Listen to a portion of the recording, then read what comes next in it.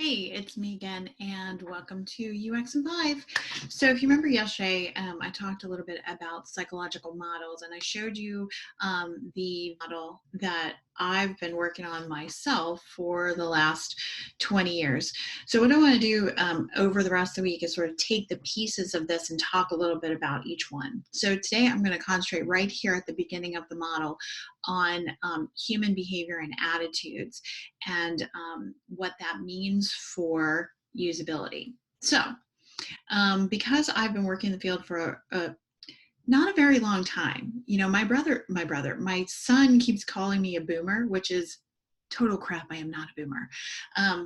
But be that as it may, when I was just starting out, I made the observation that people who use speech technology, and this was around like 2001, people who use speech technology and other advanced technologies seem to be bigger risk takers. In other words, they were more willing to kind of explore the technology, mess with it. They didn't seem to get real flipped out, like if they messed up with it. And I thought this was a really interesting observation, because one of the key variables for psychologists, just in general studying personality, is risk taking. And so I was like, well, that's a really interesting kind of observation. I wonder if there's anything to that. So because at the time I had to do a dissertation to get my PhD, I was like, well, I could start to study that. So I did. So part of my PhD research was looking at this issue of what are the personality variables that would make someone interact with and at the time I was doing research on speech technology, so a speech technology system. And lo and behold, I kind of gathered a variety of different things. Risk taking was one. Another variable was need for interaction with a service provider, which is basically they need to interact with a human.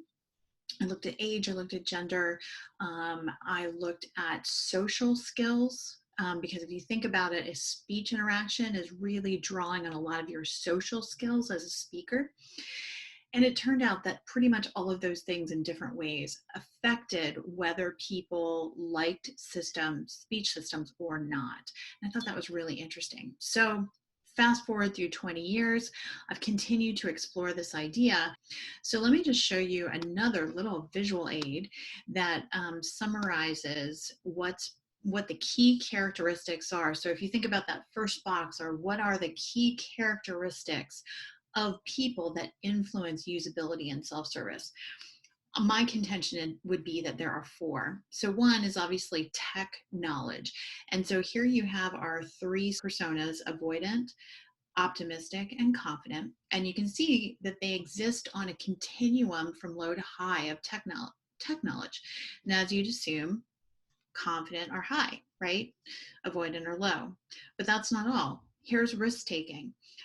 Risk taking, what I kind of find is that people who are avoidant or optimistic are relatively low on the risk taking continuum, whereas people who are confident are high, which makes sense.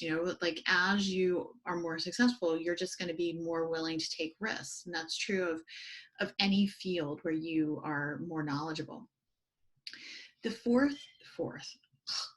third variable is affect. And this is really sort of your emotional experience, or the emotion that you bring to self-service. So in the case of avoidant, they generally have a very negative affect. In other words, they're kind of angry, frustrated. They have negative expectations. This thing won't work for me, or it's going to fail. Whereas optimistic, by their name, are much more positive, and so are confident.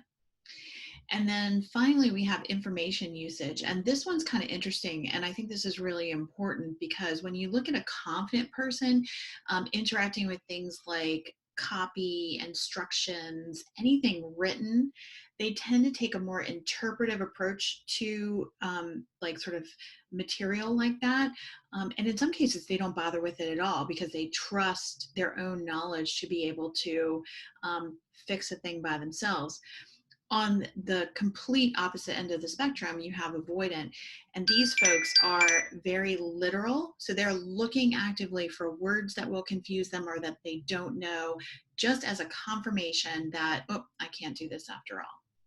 So that gives you 4 variables that I think are all causally related to usability in self-service.